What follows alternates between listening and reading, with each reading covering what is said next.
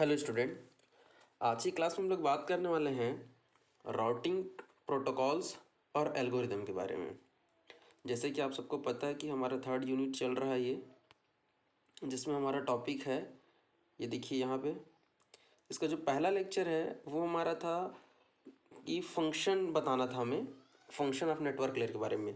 तो आप लोगों को याद होगा जब मैंने OSI मॉडल स्टार्ट किया था तो वहाँ पे मैंने नेटवर्क लेयर, उसके फंक्शन, कैसे उसका वर्किंग है, वो सब कुछ बताया था। इसीलिए मैंने यहाँ पे इसको फिर से सेम लेक्चर को 2 बार रिकॉर्ड क्यों करे करके मैंने उसका लिंक दे दिया था, है नहीं। तो यदि आपको अभी ये लेक्चर नंबर ये 36 है तो आप जो है 35 पे ये टॉपिक नहीं ढूंढेंगे आप। ये 35 में फंक्शन ऑफ नेटवर्क लेयर क्यों नहीं है, वो लेक्चर नंबर मुझे याद नहीं है, बट मैंने अभी लास्ट क्लास पे आप लोगों को जो व्हाट्सअप ग्रुप बना उस पर उसको लिंक दे दिए, तो वहाँ देख लीजिएगा। ये प्लेलिस्ट पे चले जाइएगा और कंप्यूटर नेटवर्क करके मैंने प्लेलिस्ट बनाया है, यहाँ आई बटन के क्लिक पे मैं लिंक दे देता हूँ, वहाँ जाके आप उसको एक बार देख लीजिएगा। पहले नेटवर्क लेयर देखिए, उसका फंक्शन देखिए, फिर आप राउटिंग प्रोटोकॉल्स के एल्गोरिदम देखिए, ठीक है। क्लास स्टार्ट करने से पहले फाइनली एक वर्ड और बोलूँगा कि चैनल को सब्सक्राइब नहीं किए तो कर लो, और यहाँ पे जो बेल आइकन रहता है, यदि सब्सक्राइब किए हैं और बेल आइकन पे यदि आप ऑल को प्रेस नहीं किए हैं तो आपको वीडियो का नोटिफिकेशन नहीं मिलता है, ठीक है। सिर्फ सब्सक्राइब करने से वीडियो का नोटिफिकेशन नहीं आता है, तो उसको थोड़ा सा आप ध्यान दीजिए। चलिए स्टार्ट करते हैं आज की क्लास।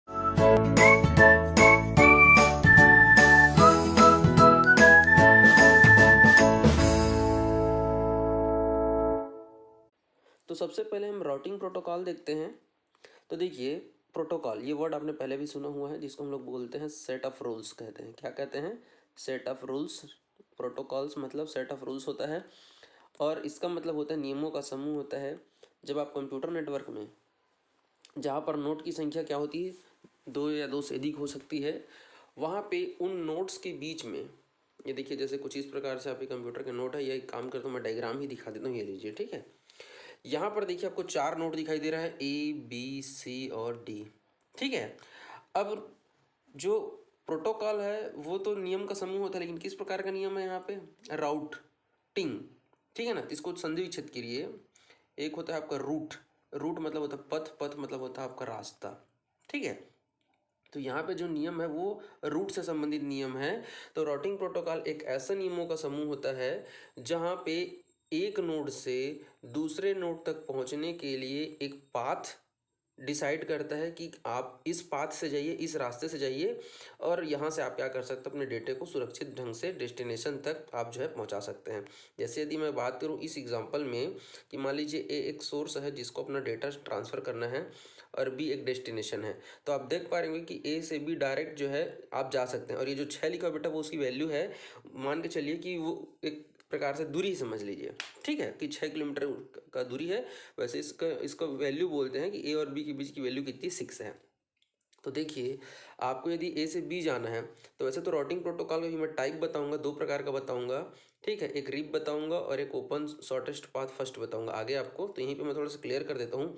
एक जो प्रोटोकॉल है वो कहता है कि कम से कम नोड, ये जो नोड है ना, जैसे बी ए को जो है अपना डेटा बी में भेजना है, तो ये क्या करेगा, डायरेक्ट ए बी से तो जुड़ा हुआ है, तो क्या करेगा, इसी रास्ते से वो भेज देगा। ये है एक तरीका।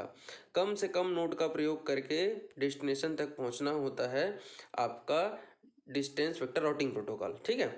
दूसरा, आप देख पा रहे होंगे यदि आप ए से सी जाएंगे तो 3 किलोमीटर जाना पड़ेगा, समझिए। सी से डी जाएंगे तो 1 किलोमीटर जाना पड़ेगा, और डी से बी जाएंगे तो फिर 1 किलोमीटर, तो टोटल आपका 3, 1 4 और 1 5। यहाँ से आप जाएंगे तो 5 किलोमीटर सफ़र करना पड़ रहा, समझ लीजिए। और यहाँ से ए से बी डायरेक्ट जा रहे तो 6 किलोमीटर। अब आप बताइए, अब 6 किलोमीटर वाला को पसंद करेंगे 5 किलोमीटर वाला, ठीक है। दोनों अलग अलग स्थिति है। एक तरीका कहता है अगर आप ये सेकंड वाला रास्ते से जाएंगे 5 किलोमीटर वाला, तो आप देख पा रहे होंगे आपको पहले ए से सी जाना पड़ेगा, सी से डी जाना पड़ेगा, उसके बाद आप बी पहुंचेंगे, मतलब इन 2 नोड को आपको घूम के जाना पड़ेगा। तो यहाँ पर देखिए, जो सेकंड तरीका है वो कहता है मुझे कम से कम दूरी से मतलब है, चाहे कितने भी रास्ता घुमावदार क्यों ना हो, समझे बात को। दूसरा कहता है भाई कि दूरी को छोड़िए, एक सी जब हम डायरेक्ट पहुंच जा रहे हैं, ए और बी के बीच में डायरेक्ट रास्ता है, ये मुझे केवल और केवल कोई नोड पार ही नहीं करना पड़ा, डायरेक्ट ए से निकले और बी में पहुंचे, तो वो कहता है कि मुझे दूरी से कोई मतलब नहीं है, मुझे कम नोड के प्रयोग करके वहां तक आप पहुंचाइए, ठीक है क्या। तो राउटिंग प्रोटोकॉल का काम है एक उचित उपयुक्त रास्ता प्रदान करना, किसको, सेंडर को, सोर्स को, ताकि वो अपना जो डेटा पैकेट है उसको डेस्टिनेशन तक पहुंचा सके। क्लियर है क्या? चलिए बात करते हैं आगे। तो राउटिंग प्रोटोकॉल सॉफ्टवेयर का भी यूज़ करता है और एल्गोरिदम का भी प्रयोग करता है, और दोनों को उपयोग करते हुए एक ऐसा पथ बोलिए या पाथ बोलिए या रूट बोलिए निर्धारण करता है, जिससे जो है डेटा का ट्रांसमिशन जो है आसानी से हो सके। क्लियर है? देखिए ये डायग्राम को मैं फिर से दिखा रहा हूँ। यहाँ पे क्या होता है कि जितने भी राउटर रहते हैं, प्रत्येक राउटर के पास केवल सीधे जुड़े नेटवर्क का ज्ञान होता है। इसका मतलब समझिए, जैसे ए को ये पता होगा कि बी मेरे से 6 किलोमीटर दूर है, ए को ये पता होगा कि सी मेरे से 3 किलोमीटर दूर है, लेकिन ए को ये नहीं पता रहेगा कि डी कितना दूरी पे है मेरे से। क्यों? क्योंकि देखिए ये डायरेक्ट एक दूसरे से नहीं जुड़े हैं। कुछ इस प्रकार से जुड़े रहते तो डायरेक्ट जुड़े रहते, लेकिन यदि ए को डी तक डेटा भेजना है तो या तो वो सी का मदद लेगा इस तरीके से, या फिर वो क्या करेगा, बी की मदद लेगा कुछ इस तरीके से। क्लियर है क्या? तो जो राउटिंग प्रोटोकॉल उसमें कहता है कि राउटर के पास जानकारी होता है तो केवल अपने से डायरेक्ट जुड़े हुए जो डायरेक्ट नेबर होते हैं उसकी जानकारी रहती है, और यदि पूरे नेटवर्क का यदि उनको ज्ञान रखना है कि नेटवर्क में कितने नोड है, तो उसके लिए जो पहला प्रकार है हमारा डिस्टेंस वेक्टर राउटिंग प्रोटोकॉल, आगे मैं बताऊंगा, उसको पता रहता है कि पूरे नेटवर्क में कितने नोड हैं और वो कितनी कितनी दूरी पर है। क्लियर है क्या? यहाँ पे चीज़ें क्लियर हो गई। देखिए नेक्स्ट पॉइंट कहता है कि राउटिंग प्रोटोकॉल क्या करेगा, चूंकि उसके पास सीधे जुड़े हुए जो नोड होते हैं उसका ज्ञान होता है, तो पहले ए क्या करेगा, अपना जानकारी बी के साथ शेयर कर देगा और सी के साथ कि भैया मुझे डी तक जाना है, और बी को बोल रहा है कि मुझे डी तक जाने के लिए कोई रास्ता है तो बताओ। वैसे ही ए सी को भी बोलता है नहीं, अपने जो तत्काल पड़ोसी हैं, डायरेक्ट नेबर हैं, उससे सबसे पहले जानकारी को क्या करता है, शेयर करता है, साझा करता है, और फिर बी क्या करेगा, आगे फॉरवर्ड करेगा, देखो भाई डी डायरेक्ट जुड़ा है क्या, तो बी बोलेगा हाँ भाई मेरे से 1 किलोमीटर की दूरी पर है, और सी भी बोलेगा हाँ भाई मेरे से 1 किलोमीटर की दूरी पर है। तो इस प्रकार से जो है नोड जो है एक नोड से दूसरे नोड तक अपनी जानकारी को शेयर करते रहते हैं, और वो क्या करते हैं, जानकारी इकट्ठा करते हैं कि कितने नोड हैं और उन तक पहुंचने के लिए कितने रास्ता है, ये सब जानकारी को वो प्राप्त करते हैं। क्लियर है क्या? चलिए इसी कार्य प्रणाली जिसको हम लोग बोलते हैं वर्किंग, कि ये कैसे वर्क करता है आपका राउटिंग प्रोटोकॉल्स, उसको भी थोड़ा सा देख लेते हैं।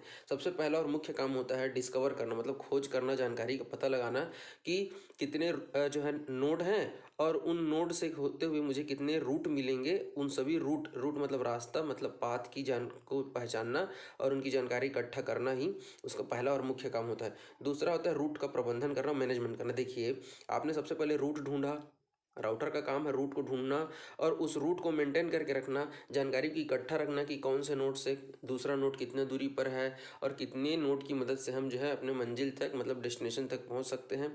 इन सभी की जानकारी की इकट्ठा रखना ही क्या है, रूट प्रबंधन मतलब रूट मैनेजमेंट का काम रहता है। तीसरा है पाथ का निर्धारण करना, रूट का निर्धारण करना।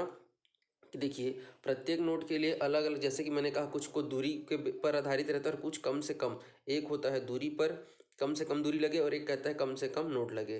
कम से कम नोड का प्रयोग करते हुए आप जो है पहुंचना चाहते हैं या कम से कम दूरी का प्रयोग करना पहुंचना चाहते हैं, उस सब के लिए अलग अलग प्रकार के पाथ का जो है क्या करते हैं, निर्धारण करता है, जिससे कि पैकेट को आप आसानी से ले जा सकें। ठीक है क्या? ये रास्ते लिखा हुआ है, वो यहाँ पे रास्ते हो गया है, उसको थोड़ा देख लीजिए। रास्ते मतलब पाथ है यहाँ पे, ठीक है, पाथ रूट से था। तो ये तीन मुख्य क्या आ रहा था। यदि टाइप की बात है तो देखिए ये क्वेश्चन जो है 7.5 नंबर का आता है ये, ठीक है। से 7.5 नंबर का क्वेश्चन आता है ये कि डिफाइन करो राउटिंग एल्गोरिदम या राउटिंग प्रोटोकॉल्स एंड एल्गोरिदम को कहेगा, और 7.5 नंबर करेगा तो आपको परिभाषा लिखना पड़ेगा, इसके टाइप का वर्णन करना पड़ेगा। यहाँ पे मैं टाइप को एकदम डीप में बताया हूँ, ठीक है।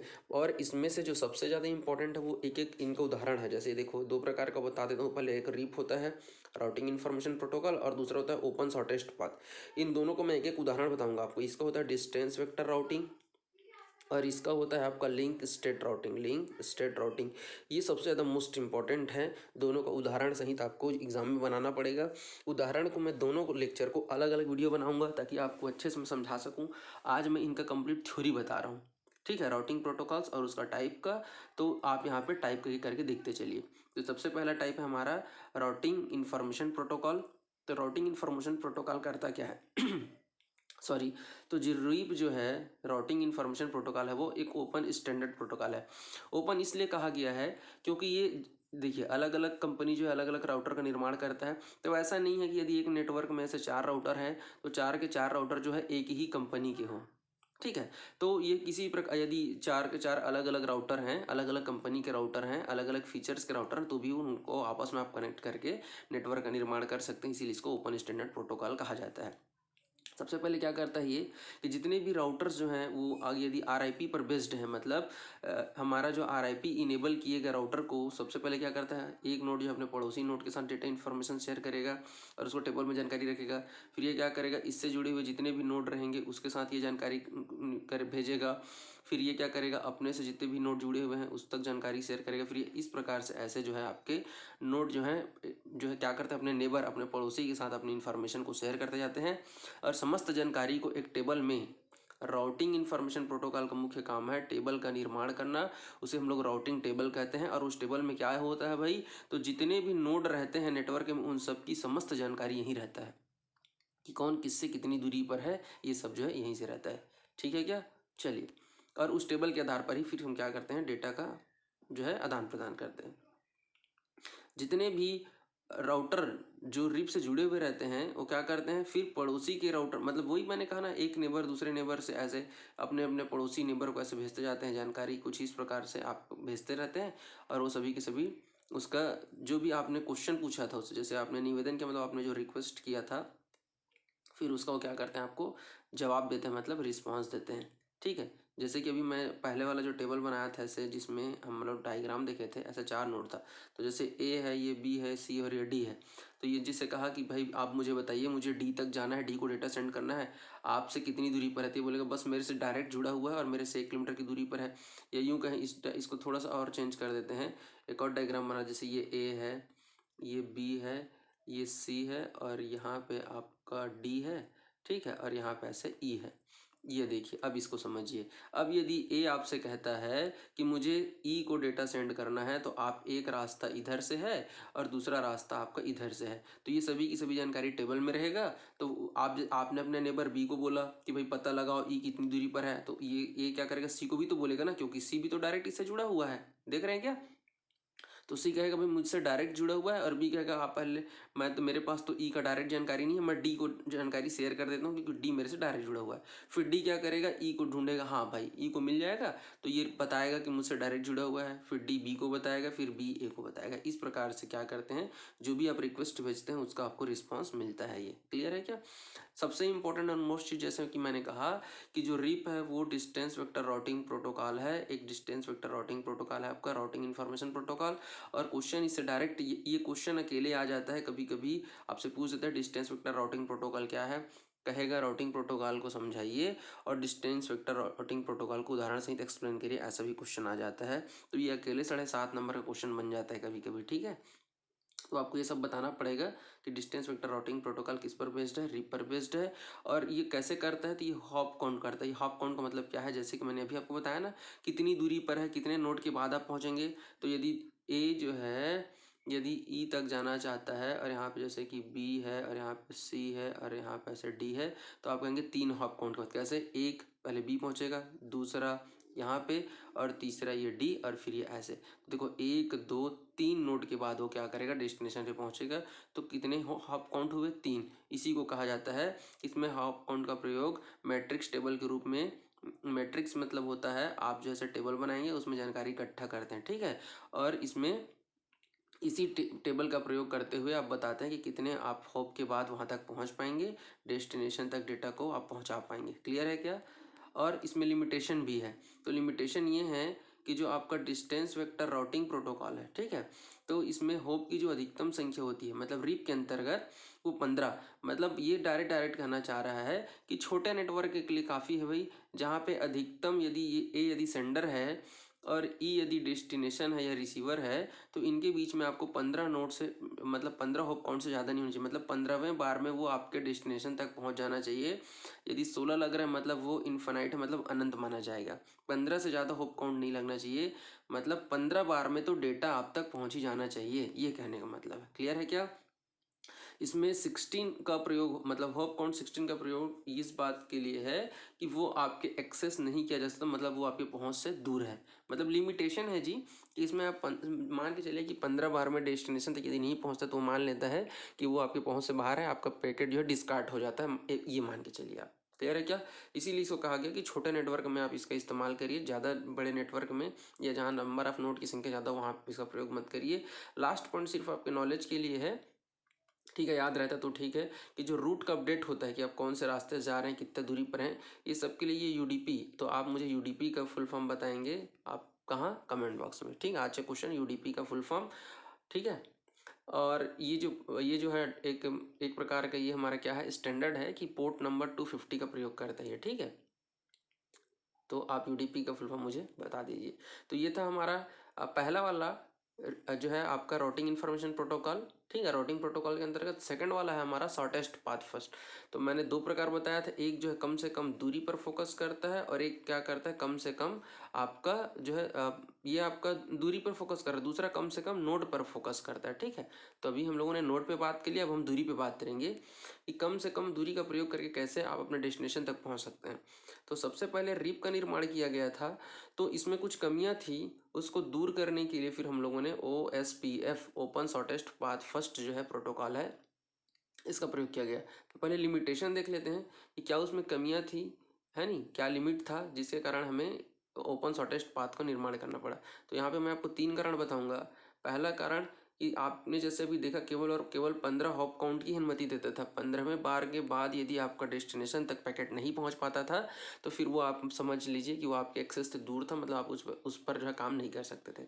दूसरा था कि छोटे नेटवर्क के लिए ठीक था भाई, लेकिन ये जो हमारा ओपन शॉर्टेस्ट पाथ है वो बड़े नेटवर्क के प्रबंधन और परफॉर्मेंस के लिए जो है जरूरी होता है। आप बड़े नेटवर्क में जो है रिप का प्रयोग नहीं कर सकते थे, और बड़े नेटवर्क का तात्पर्य यहाँ पे जहाँ पे नंबर ऑफ नोड की संख्या ज़्यादा हो। क्लियर है क्या?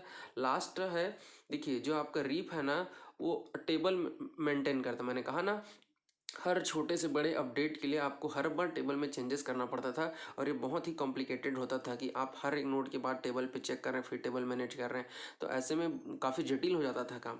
तो इसी चीज़ को, इन सबको दूर करने के लिए, ये जो कमियाँ रह गई थी इनको दूर करने के लिए फिर जो है ओपन शॉर्टेस्ट पाथ आया। तो ओपन शॉर्टेस्ट पाथ कहता है कि मैं लिंक स्टेट राउटिंग प्रोटोकॉल पर बेस्ड हूँ, जैसे वो डिस्टेंस वेक्टर पर था, ये लिंक स्टेट पर है।